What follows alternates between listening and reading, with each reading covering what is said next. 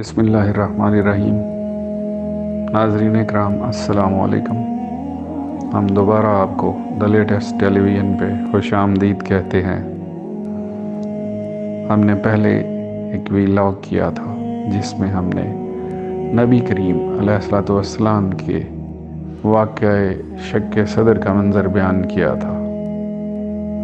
اب ہم اس کے دوسرے حصے کی طرف جا رہے ہیں اور شق صدر کے دوسرے واقعے کو بیان کر رہے ہیں۔ اس واقعے کے پس منظر کو سمجھنے کے لیے پہلے یہ بتانا ضروری ہے کہ پہلی دفعہ نبی کریم علیہ الصلوۃ والسلام کا شق صدر 5 سال کی عمر میں ہوا، جب آپ حضرت حلیمہ سعدیہ کے گھر میں ان کے زیر تربیت تھے، تو حضرت جبرائیل علیہ السلام نے اپنے معاون فرشتوں کے ساتھ آپ علیہ الصلوۃ والسلام کے قلب اطہر کو چاک کیا اور دل کی صفائی کی اور آپ کے دل کو روحانیت سے بھر دیا۔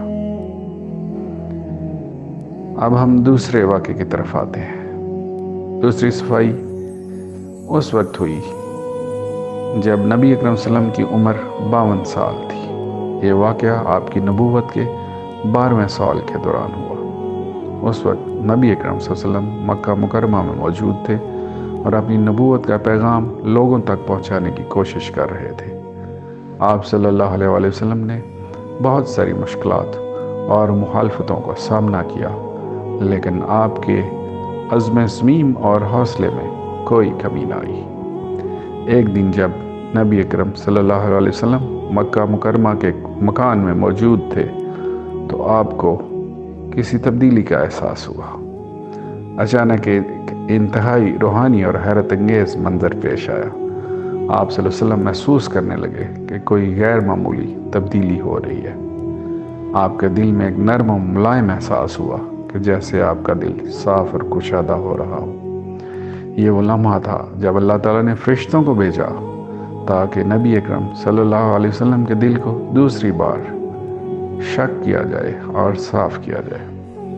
فرشتے حضرت جبرائیل علیہ السلام کی قیادت میں آسمان سے نازل ہوئے اور آپ صلی اللہ علیہ وآلہ وسلم کے پاس آئے۔ انہوں نے نہایت ادب اور احترام کے ساتھ آپ صلی اللہ علیہ وسلم سے اجازت طلب کی اور اجازت ملنے کے بعد آپ صلی اللہ علیہ وسلم کے سینے کو چاک کیا، دل کو کھولا اور اسے ایمان، حکمت اور روحانیت سے مزید بھر دیا۔ نبی اکرم صلی اللہ علیہ وسلم نے محسوس کیا کہ یہ ایک روحانی صفائی کا عمل ہے۔ فرشتوں نے دل کو نہ صرف جسمانی طور پر بلکہ روحانی طور پر بھی صاف کیا۔ یہ عمل آپ کو مزید روحانیت، ہمت اور صبر عطا کرنے کے لیے تھا تاکہ اپنی دعوت و تبلیغ کے مشن کو مضبوطی کے ساتھ جاری رکھ سکیں۔ یہ لمحہ نبی اکرم صلی اللہ علیہ وسلم کی روحانی قوت کو دوبارہ تازہ کرنے والا تھا اور یہ اس بات کا اشارہ تھا کہ آپ کی نبوت کی راہ میں اللہ تعالیٰ کی مدد اور رہنمائی ہمیشہ آپ صلی اللہ علیہ وآلہ وسلم کے ساتھ ہے۔ قلب اطہر کی صفائی کا یہ دوسرا واقعہ ہمیں بتاتا ہے کہ اللہ تعالیٰ اپنے پیغمبروں کو ہر طرح کی روحانی مدد فراہم کرتا ہے تاکہ وہ اپنی ذمہ داریوں کو بہترین طریقے سے انجام دے سکے۔ یہ واقعہ ہمیں یہ سکھاتا ہے کہ اللہ کی مدد اور رہنمائی ہر وقت موجود ہے اور ہمیں اپنے مقصد کے لیے صبر و ثبات کے ساتھ کوشش جاری رکھنی چاہیے۔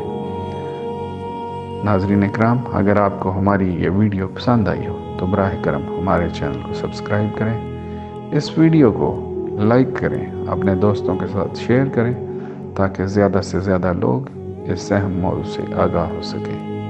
آپ کا بہت بہت شکریہ۔